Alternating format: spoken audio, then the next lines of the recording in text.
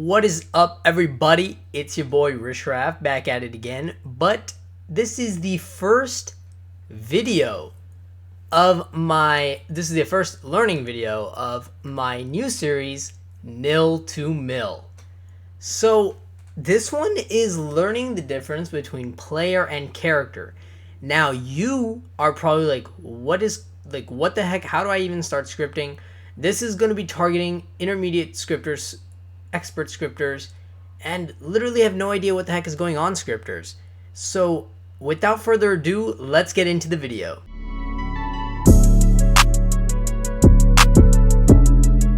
When you join a Roblox game, so by this time you should have some general knowledge of what Roblox is. When a player joins a Roblox game, they get a character. Now, this is very important to understand. So I'm going to go to the toolbox and I'm going to insert an NPC. As you can see, that this right here is NPC, right? I see it in my workspace. His name is NPC. His body colors. He has all these bools. He has all these object values. He has all these values, okay? This right here is a physical representation of a player character. I'm going to explain it in the most simplest way because I don't want to confuse anybody. In Roblox, when you code, you're either focusing on one of two things about a player. You're either focusing on the player or the character. Now, I'm going to show you guys something that I found online. When I Googled the difference between a player and a character on Roblox, the player is an instance that is created in-game. It represents the player, the client, I believe, and it is where the player's local script and GUIs and client-related stuff is kept. The character is the physical representation of that player's avatar. After reading that, you'll know that this is the physical representation. So I'm going to go ahead and ask you guys, what is this right here? It's the character, okay? This is the character. You will never see the player. The player is a client. If you guys don't know what client and server side and all that stuff is, don't worry. It's coming in the series. You already know. It's coming in the series. You guys got to learn everything.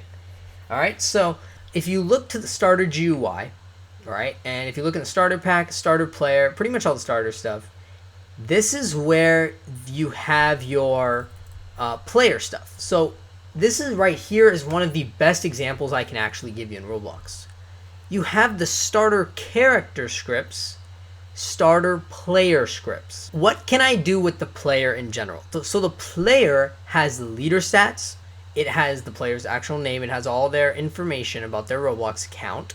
It has their user ID, what groups they're in, and it has their name, obviously, if that was not said before.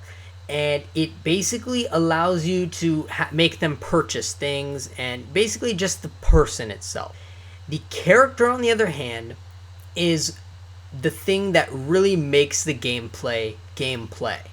So you'll have hit functions. When the player touches a part, something will activate. That involves their character hitting something. Now you'll notice a property of players is get player from character. Literally, I cannot break it down more simpler than that. It's each character has their own player. You're basically just getting its player from the character. In case you're any more confused, I have something. The brain and the body, I would like to say. So this is a very good way of thinking about it. You have your brain, right? You're watching this. Your brain, people can't see your brain on the daily. They can only, you think, right? That's you. It's happening, it's computating, it's doing all this stuff. It knows all this information about you. That's non-concrete. It's abstract. So people can't see it like your age and all that. Like your brain keeps track of all that, in case you didn't know that. People can't see your age. They can see what your character looks like in age. Like, oh, you're an old guy, you're a baby, you know what I'm saying? That's where the character comes in. So you have the brain, which has all the information and all that, but then you have your character, your body of the player, basically. Think of the character as a body of the player.